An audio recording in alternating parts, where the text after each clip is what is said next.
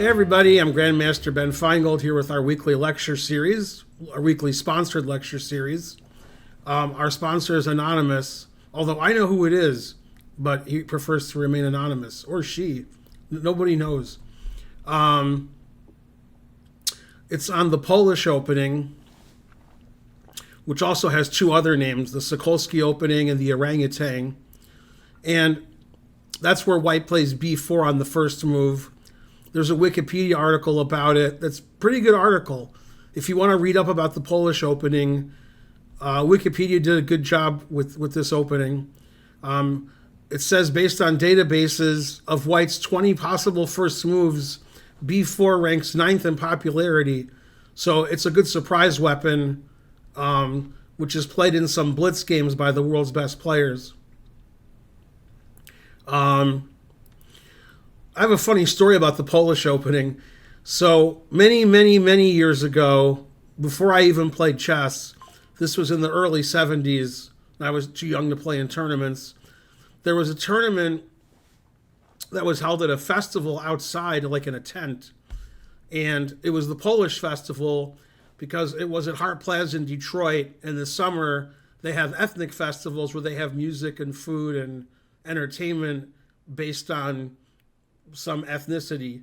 This was the Polish festival, so the food was Polish and the entertainment and music and so forth. Anyway, they had a chess tournament, and my dad was surprised that people weren't playing the Polish opening since it was the Polish festival, but my dad played the Polish opening because he wanted to, give credence to, the Clearwater Revival. It's a very unusual opening. And they talk about when it was played 150 years ago, 120 years ago, 100 years ago. And they talk about some of the different variations, name variations here. The Birmingham Gambit, I've never heard of that. Symmetrical variation, that's pretty rare. Okay, and they talk about some other stuff, which doesn't happen very often. Yeah, so it's a good surprise weapon. I wouldn't necessarily play it every game. Now, many years ago, before I met Karen, I had a girlfriend who was about 1800, and she played the Polish opening with white every game. So you can see why we broke up. But actually, that's because her dad, who was even higher rated than she was, would play the Polish opening, and then he taught it to his daughter, and she played it, and so forth. So, yeah. Okay, let's get to the games. Okay, so Magnus Carlsen's white against Evgeny Posny. This was in Title Tuesday last year, 2024. Magnus played b4. Basically, black typically will play e5 or d5 on move 1. Sometimes black will try to play both moves, although not at the same time. Occasionally, black plays a5 and attacks the pawn on b4 and forces white to make a decision. Posny played d5, bishop b2. So the point of b4 is we get to fianchetto our bishop, and b4 controls the c5 square, so it's difficult for black to successfully play c5. Knight f6, e3, g6, black fianchettos his bishop, c4. And this is in the Reti hypermodern style of chess, b4 and c4, famous game that was played where Reti beat Capablanca, although that then b4 was played later in the game, not on move 1. Takes. And black basically is developing his king side. White's developing everywhere. a5, attacking the b pawn. b5, stopping black's knight from developing to c6. Knight bd7 instead. d4. And white has, I would say, already a better position because white has more space on the queen side. Knight b6, bishop e2, knight c3, bishop a3. The bishop isn't really doing much on b2 anymore. It's blockaded on the diagonal, so it finds a better diagonal. Rook e8, rook c1, knight e4, put it in h.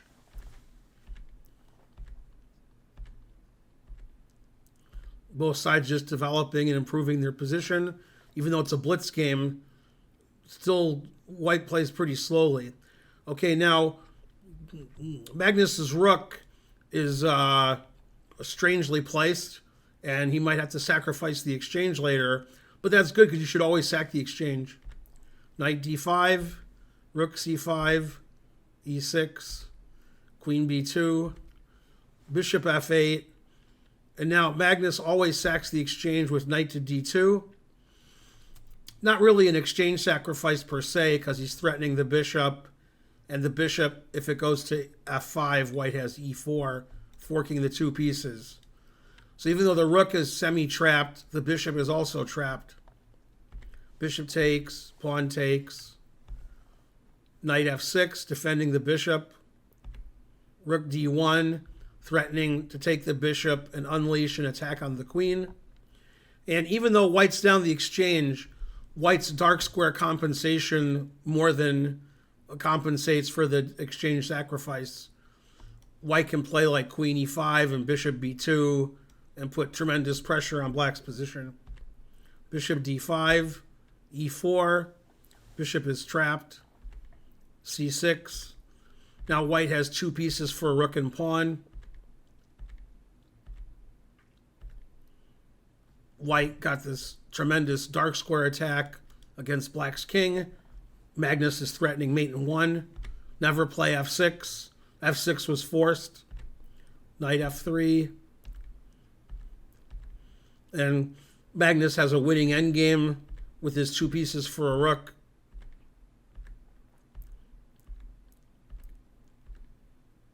Takes over the b file.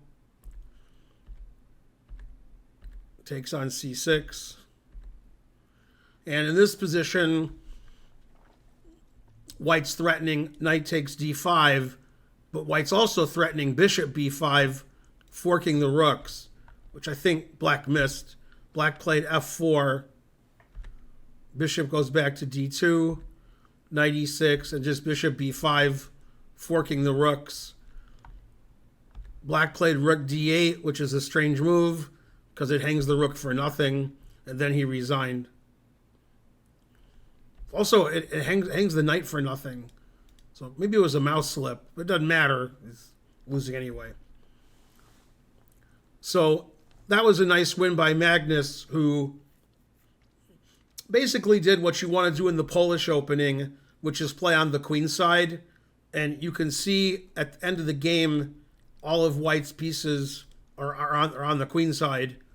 And he dominated by playing b4, b5, eventually getting a pawn to c5, getting his pieces ensconced on the queen side, and black never got a king side attack, so black was just defending the whole game.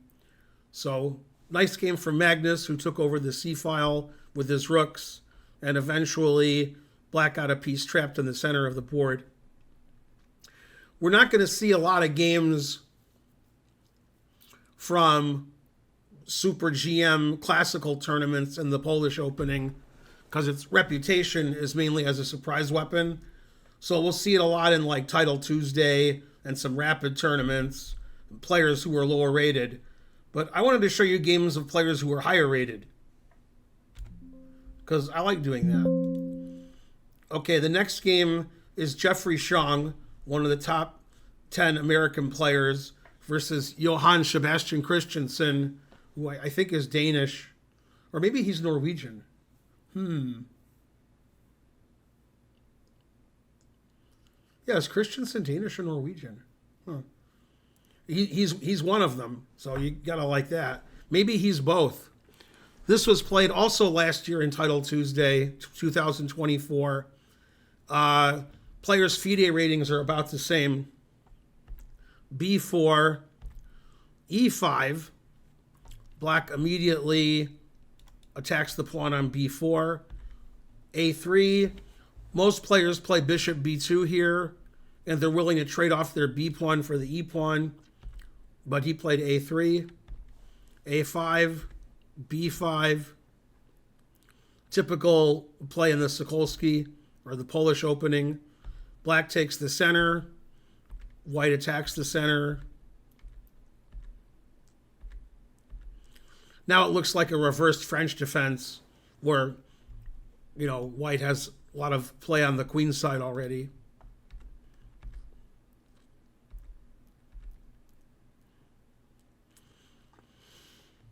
This is typical of what you would see in a Polish opening. White's moving pieces on the queen side, moving pawns on the queen side, and giving black the center, although black's bishop on c8 isn't very good. And black has tremendous pressure on all of his pawns.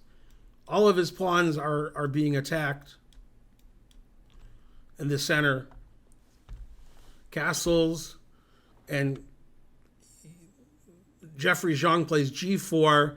White wants to play g5, attacking the knight, and then d5 isn't sufficiently defended.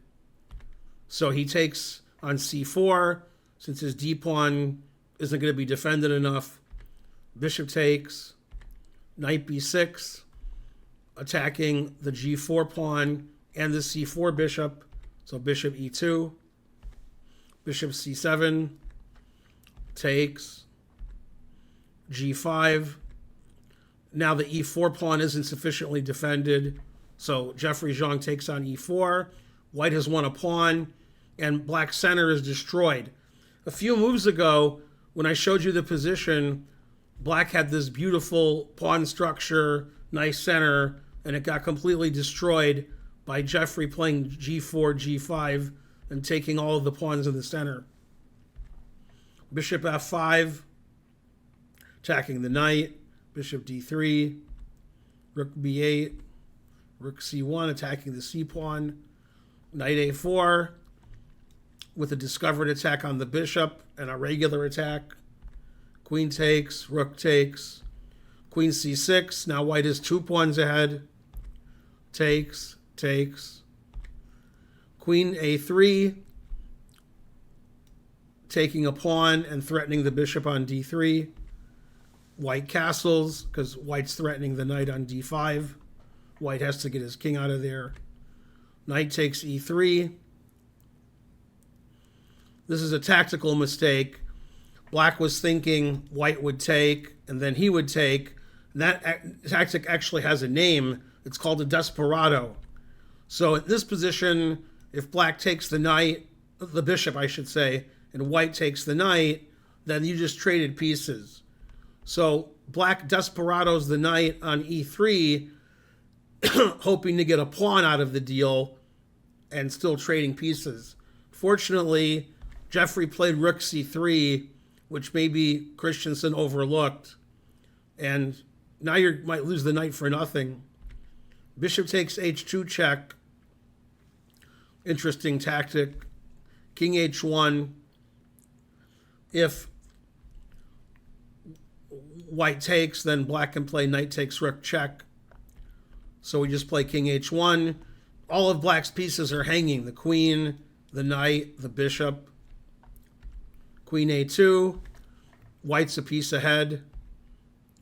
Bishop back, threatening checkmate with rook h2 and queen g2 mate. Rook c2. White still has more pieces on the queen side. Knight f6 check, playing for checkmate.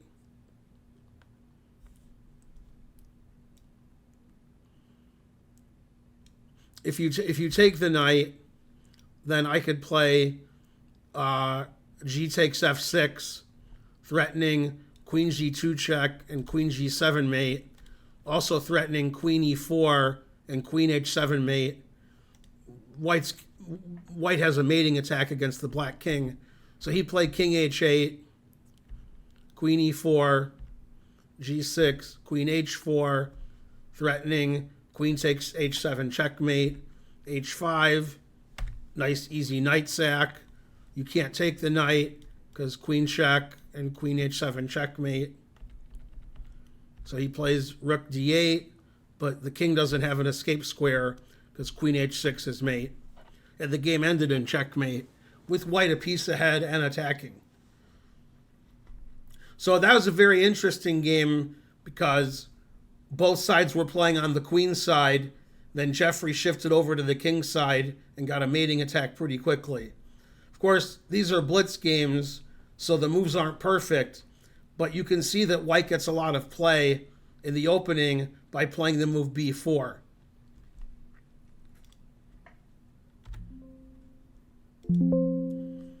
Okay, our last game from recent times, and then I have some older games I want to show you from, over 100 years ago, is Firouzja versus Giri.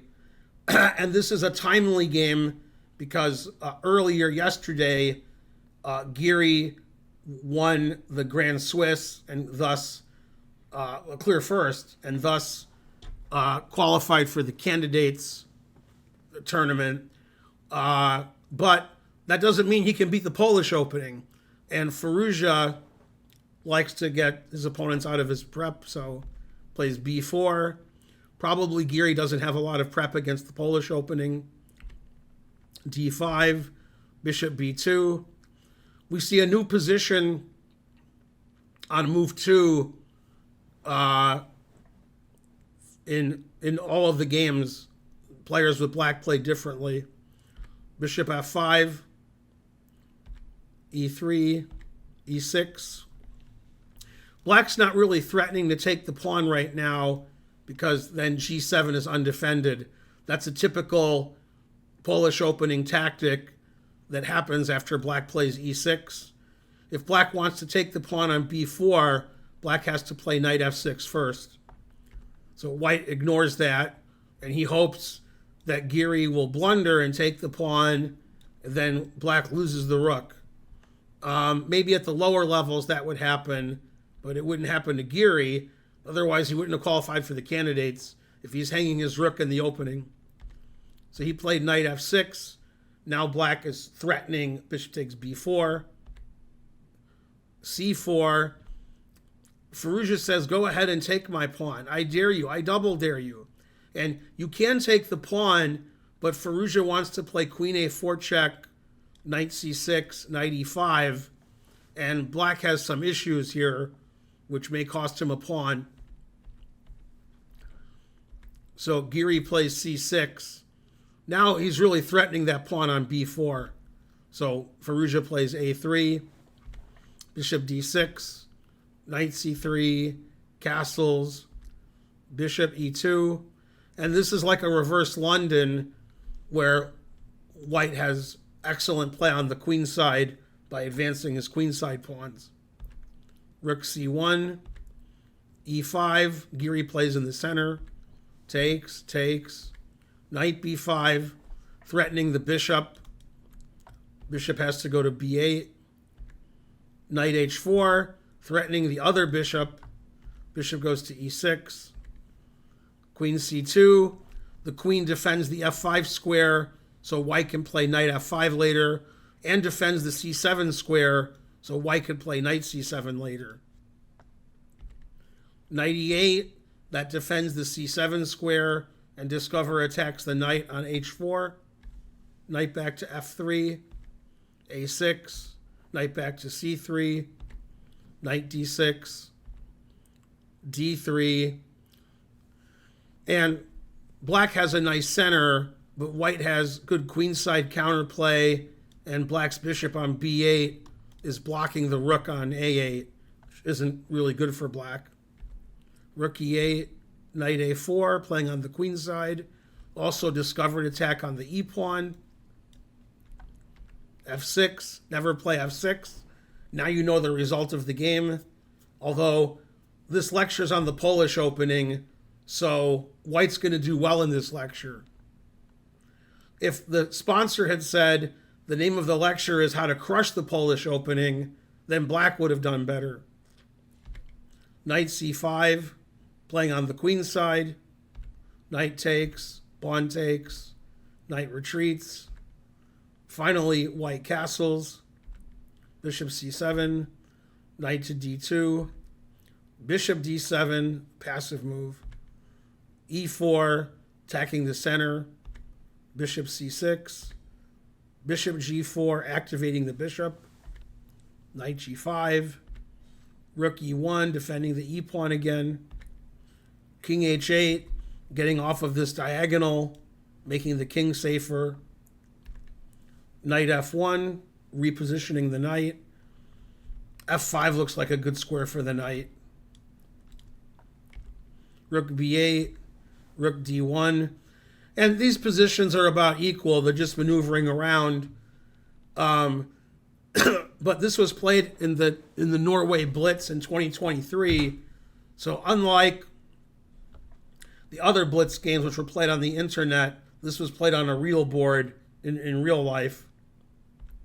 Queen e7, takes, d4, taking advantage of the pinned e pawn. Queen f7, takes. Black has an isolated pawn on e5. Queen d2, threatening the knight on g5 and the bishop on d5.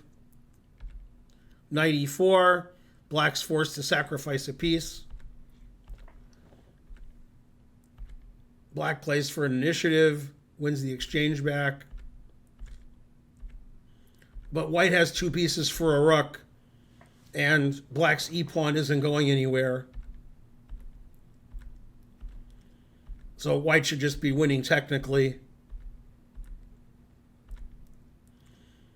Black plays on the queen side. White goes for the king side attack. And this is my favorite move of the game. Even though black lost, I still find it funny that black played queen g8, defending the mate. That's, you know, you're not doing well in the game when you play queen g8. And now Firouzja got rid of the queen's defense by playing bishop c4. Bishop c4 is an excellent move, especially for a blitz game, but queen g8's the funniest move. Anyway, you can win the FIDE Grand Swiss, and you could play in the candidates, and you might win the candidates, and after you win the candidates, you might become the world champion. This path is now open to Giri. However, it doesn't mean you can beat the Polish opening. So the Polish opening finds a victim in Anish Giri. Giri resigns because he has to defend mate, and his queen's attacked, and there's nothing that's it. You either lose your queen or you get mated or both. So he resigned. So the games that we looked at so far were from Blitz Chess last year on chess.com and Blitz 2 years ago from the Norway Blitz in Norway. Now we're going to look at some older games. This is the game Richard Reti with white. Reti liked to play hyper-modern chess, so he was playing both sides of b4 actually against Abraham Speijer. This was the Scheveningen Dutch foreigners match where foreign players played Dutch players in match format. Okay, Reti played b4, and in this game, I thought black was playing well and doing well, and then he wasn't. d5, knight f6, and Reti played f4, which is interesting idea along with b4. A lot of people who play the Nimzowitsch-Larsen attack with b3 would play f4 in this position. We're controlling all the dark squares, and we're making it difficult for black to play either e5 or c5. Queen d6, threatening both pawns. Interesting move. Bishop e5. Now, if Speijer takes on b4, white would take on c7, and we have a very unusual position, which probably has never happened in the history of chess. But black didn't do that. That's what I would have done. Black played queen b6, keeping the defense of his c-pawn. e3, bishop g4, knight bd7, knight c3. Now if black takes on b4, white can play rook b1 and take the pawn on b7. So black played e6, threatening bishop takes b4, bishop d4 attacking the queen, queen d6, knight b5. You can't take the pawn because knight c7 check would win. So queen c6. Knight takes a7, very unusual way to try to win a pawn. Black takes the knight and traps the bishop. White throws in b5, then takes the rook. Now white's bishop is trapped. If black wins the bishop, black will have the advantage. So Reti plays a4. So this is typical kind of Polish opening stuff. b4, b5, a4, knight b5, bishop d4, playing on the queen side. And neither side has developed their king side yet. Neither side has castled or developed their king bishop. They're busy playing on the queen side, and white's won material, and black is trying to trap that bishop. Knight e4, a5, bishop e7, bishop e2, bishop f6, attacking the rook on a1, c3. Finally, black castles. White trades the bishops. e5 in the center. Knight c6. Finally, white castles. But black won't win the bishop for free anymore because the knight went to c6 and he's defending it. So the only question is white going to play a6 and a7, a8? Or is white going to take on b6 and get his bishop out? Either way, white should be winning. Bishop g5, takes. Queen takes pawn. Probably this is the move black overlooked because it looks like white's queen is hanging. But if you take, I play knight check and knight takes d5. And if you take my rook, I won't take back. I'll just take on c7. And my passed pawns are too strong.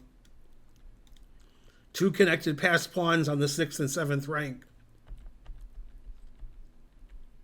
So black played bishop takes rook, queen takes knight, knight f6 attacking the queen, rook e8, b7, and after b7, white's going to play b8 equals queen next move and win the rook. And the bishop is attacked also. So here black resigned. The bishop actually ended up being strong on a7, helping play the move b8 equals queen. Again, when the game's over, you can see which side of the board white was playing on.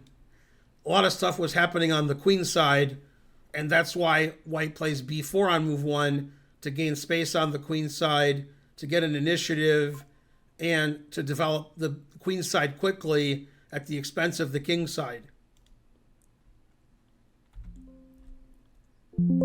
Okay, last but not least, my dad's favorite player was Jose Raul Capablanca.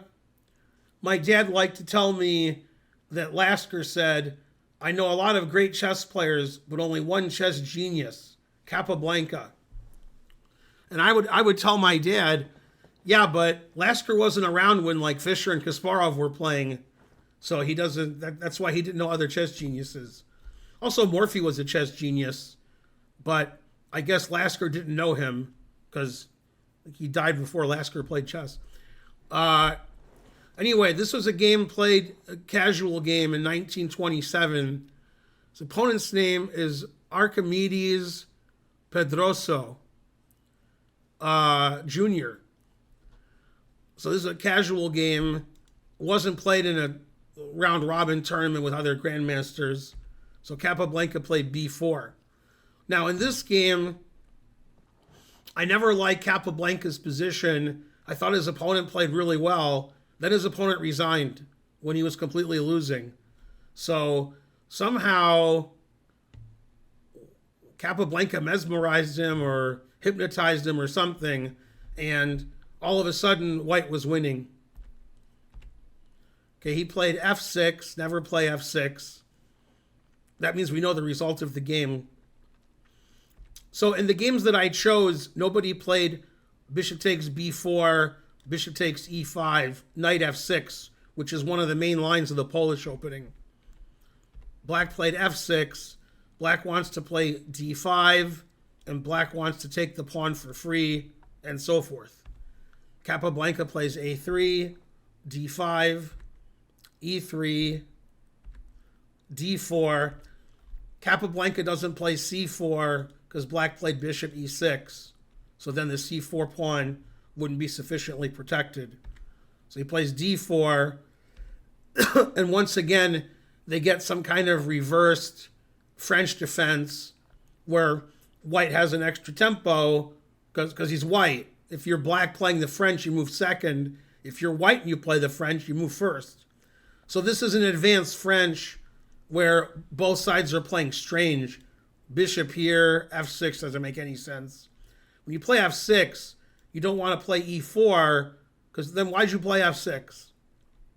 Play f6 to defend your center pawn and keep a nice center, not to play e4.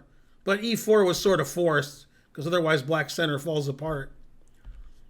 c4, c6, knight c3, knight d2, takes. It's a good time for White to take on d5 because black can't play knight c6 anymore. Black played knight d7. Now Capablanca wants to put his knight on f4, but knight f4 is illegal, so he played knight e2. Black played bishop d6 and said, I'm going to take that knight. Capablanca played g3 and then played knight f4, and black took the knight anyway. Capablanca took with the g-pawn. Now White has the two bishops, although this bishop on b2 is not very good. But White has a lot of space on the queen side. Knight b6, rook g1, Capablanca takes the open g-file, g6, h4, h5, attacking the g-pawn, king f7. Yeah, I liked black's position here, although I think actually the engine says it's equal, but White hasn't done anything hyper-aggressive or shown any advantage yet. Rook c8, knight a4, trade pieces, queen c7, bishop d2, a6, bishop e2. I guess even though I like black, I don't like this bishop on e6. It's completely blocked by everything. Everything black has is blocking the bishop, and White still has the two bishops. Knight d6, rook h1, threatening to take on g6, king g7, queen a5. Capablanca decides to trade queens. His opponent says, okay, I'm going to mess your pawns up. But Capablanca has the open b-file for his rook. And Capablanca's a-pawn is stopping both of these pawns. So it's actually a strong pawn. And Capablanca makes his bishop better by giving it the b4 square. Rook c8, king d1, stopping the penetration of the black rook. Bishop d7, takes, check, takes. Never play f3. Capablanca wants to move his king to f2 so his rook can go to the queen side. Bishop b4, king f2, knight b2, takes, takes. Bishop c5, blocking the rook.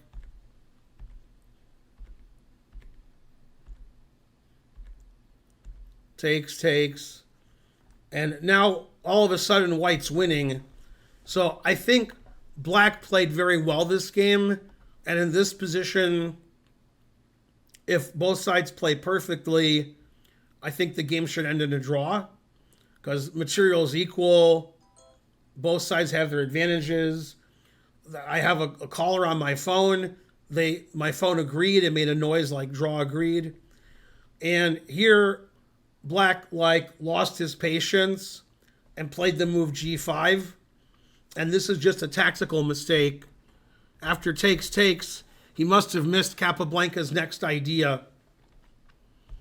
So Black should just sit tight here and probably play something like King E6 or King F7. Then Capablanca could try to win two different ways. I'm sure Capablanca still would have won, but I think if two engines were playing, I think the game would end in a draw. Although engines didn't play very well in 1927. I think White has two ways to play for a win. One is Rook C3, Rook B3. Again, playing on the queen side in the Polish opening. That's what White's been doing. Or White could try to infiltrate on the other side of the board and get his rook behind Black's position. I don't know if either one of those would have been successful or should be successful, but Black played G5, probably thinking by trading more pawns off the board, that gets closer to a draw. Unfortunately, it just loses. White takes on G5, and now White plays Bishop E7 check, and now Black realized what he had done. If he moves his king, but he has to move his king, then White trades rooks and plays Bishop takes A6, and the A5 pawn is unstoppable. Also, you can't stop it. Then White's finally up material now, but the bishop and the knight can't corral this pawn. If you play knight C4, I just take, and probably I'd probably play A6. Although in this position, could also play bishop B4 and then play bishop B7 and push the pawn. So instead of going into this completely lost endgame, Black resigned and Capablanca won after bishop E7 check. Black realized what he had done, losing his A pawn. The B pawn is overworked. It's defending the rook and defending the A pawn. It can't do both. Once Capablanca takes one, then he takes the other. And White wins on the queen side with the two bishops and the passed A pawn on A5. So those were some games in the Polish opening. I recommend that at least you try it because your opponent will be like, what? Like on move one, your opponent's out of their prep. Okay, and because I like when people sponsor lectures, I'm going to start playing the Polish opening on my stream. So if you come to my stream on Saturdays where I play viewers, you're going to see a lot of B4 on move one, and then my opponents will be like, what? What kind of move is that? And then you get to win games quickly because the opponents don't know what to do on move one. But White gets space on the queen side. White gets to attack on the queen side. And as these games showed, even though Black has some good players like Anish Giri, who just won the FIDE Grand Swiss, they can't handle the Polish opening. They can't handle the truth. So remember, it's also called the orangutan, and it's also called Sokolsky opening because there was a grandmaster Soviet named Sokolsky who played the Polish opening a lot, and some people named it after him. An opening has three names. It's got to be good. I'm Grandmaster Ben Finegold. I want to thank our sponsor again, Anonymous. And if you'd like to sponsor a lecture, contact my wife, Karen. Her details are in the description. We take almost any idea, although I prefer when it's about a player or an opening like today's lecture. Some of your ideas are sort of strange, but we do the lectures anyway. We figure out some middle ground, and we do the sponsored lectures. Some of the sponsored lectures, which I thought had strange titles and ideas, do really well on our channel. People agree with you guys about what your idea should be for a lecture. And the Polish opening, this should get a lot of views on YouTube because it's an unusual opening, and we see games by Capablanca, Reti, Firouzja, Carlsen, the top players in the world playing the Polish opening and winning. That means you can play the Polish opening and you can beat people who don't have any preparation at all for the opening, just like the guys today did. Please like and subscribe and leave a comment. It helps the channel out tremendously. And I'll see you guys next time with more weekly lectures. Today's lecture, the Polish opening. Thanks for watching, everybody. Bye.